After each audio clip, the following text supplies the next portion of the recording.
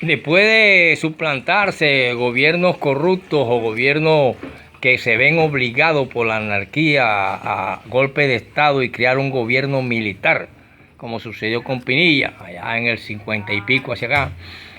vemos que los militares tienen muchas más ventajas que cualquier gobernante civil, puesto que ellos disponen de un poder físico que cualquier civil no tiene, sea que pertenezca o no a una organización jerárquica, pues ellos tienen una organización jerárquica y de orden disciplinada, apta para controlar el territorio. Además, pueden representar los intereses nacionales y están en mejor situación que los grupos civiles para exponer una ideología de orgullo nacional. Todo esto lo sabía el divino, maldito. Y por eso casi se perpetuaba, como el otoño del patriarca, en el Estado, y se perpetúa en los estados nacionales de muchas naciones en América Latina y el mundo. De esa forma, él vio y escuchó cuando el poeta hacía odas a su tierra, que lo vio nacer, igual que Publio Vigilio Morón, igual que el rey David, que nació en Belén y cantaba oh Jerusalén, con arpa, naciendo así las odas líricas. Esas odas que fueron inventadas por Píndaro 2500 años antes de Cristo. Y por eso él permitió que en su palacio de gobierno, el poeta, el juglar, el anacoreta cantara odas a su tierra o hiciera poemas a su tierra, y fue cuando él hizo una oda a esa tierra que se suda y no se tiene, y la tituló Satanás el soberbio, voz de almas muertas. Dijo el poeta: no es angustia, ni dolor, ni hambre lo que de mi cara emana,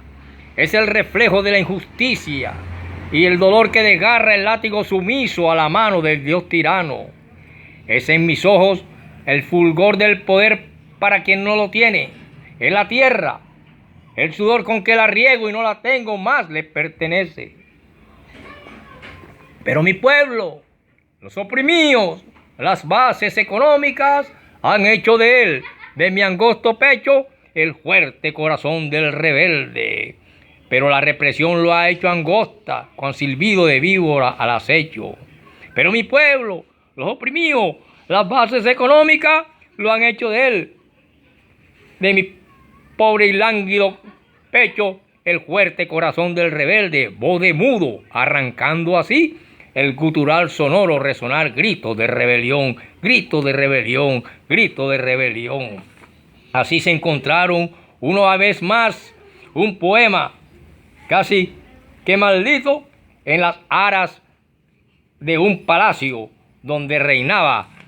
para esa sociedad en ese momento el divino, que luego también se convirtió en maldito cuando empezaron a aparecer muertos de la media y alta sociedad, aparte de los de la baja, por cuestiones morales, por cuestiones sexuales, por cuestiones de violación al mandamiento de no robar. Pero sin embargo, él se decía, un gobierno militar generalmente encuentra serias dificultades después de poco tiempo, puesto que la sola referencia al interés nacional o a la seguridad no basta como base de legitimación. Por lo tanto, gran escasa son los orígenes a los que se producen a través de él los demás regímenes inestables, puesto que la legitimidad de los militares es escasa y no existe un marco de referencia que una al ejército con la población. no pueden esperar la lealtad de la población y frecuentemente ni siquiera la de otros miembros de las fuerzas militares, puesto que, como es obvio, cuando se habla de régimen militar, no son todos los militares los que gobiernan, sino un pequeño grupo de entre ellos. Este pequeño grupo necesita asegurar la lealtad de los demás a su dominio o su dominio sobre ellos, puesto que su legitimidad para gobernar no es mayor que la de otros grupos militares. La gran mayoría de las juntas militares se caracterizan, por lo tanto, por sus rivalidades internas. No es raro el caso de levantamientos sucesivos en las juntas militares de unas armas contra otras, de oficiales contra oficiales, de oficiales contra subalternos, porque los militares necesitan, por lo tanto, un alto grado de imposición para mantenerse en el poder y dedicar parte importante de su actividad a satisfacer o calmar las ambiciones personales de altos militares, lo cual los hace aún más ilegítimos ante los ojos de la población.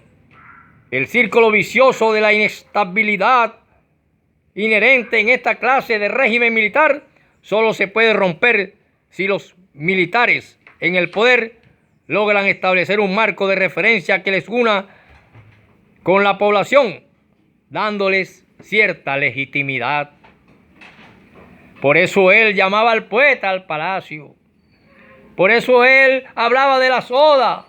Por eso él trataba de llegar al pueblo, a ese pueblo que una vez lo aplaudió y lo recibió como si fuera la salvación de la nación. Y después las mismas clases sociales que lo llevaron al poder lo maldecían cuando empezaron a ver a sus hijos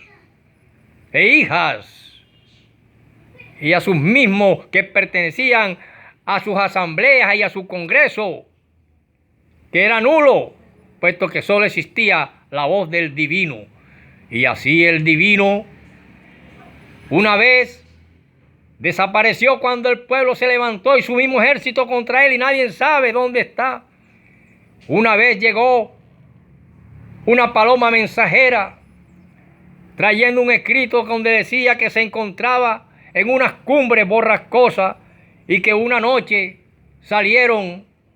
en una procesión macabra